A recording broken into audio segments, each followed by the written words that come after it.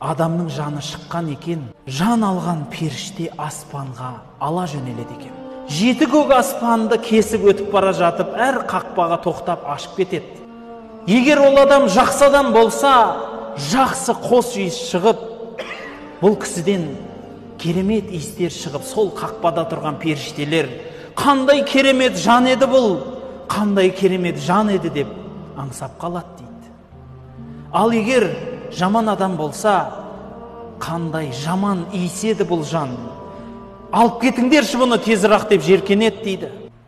Адам баласы жаны шығады екен. Бауырлар, Құранда айтады, Фирауын және оның жанындағылар дүниеден өтіп кетті, бірақ олардың соңынан жер де жыламады, аспан да жыламады дейді Құранда. Білесіздер ме? Өлген адамға аспан менен жер жылайды. Жақсы адам дүниеден өтсе, аспан менен жер жылайды екен. Жер айтады дейді. Не болды? Бір кісінің дүбірі төбемде тұратын еді, мешітке қарай баратын еді ол кісі. Дүкілдеп тізесін қойып, басын сәждеге қойып жататын еді. Соның дыбысы, соның дабысы естілмей қалды ғой. Қайда кетті бұл? Қайда кетті екен деп жер іздейді дейді. Сонда аспан айтады дейді. Аллаху акбар деп айқайлайтын дыбысы бар еді. Азан айтып.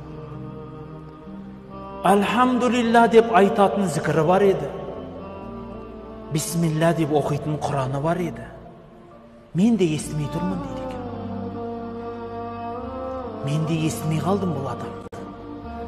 Қайда кетті бұл адам дейді екен. Ал егер жаман адам болса, жер де сыйғызбайды оны, аспан да сыйғызбайды. Қабірге алып келіп тасталады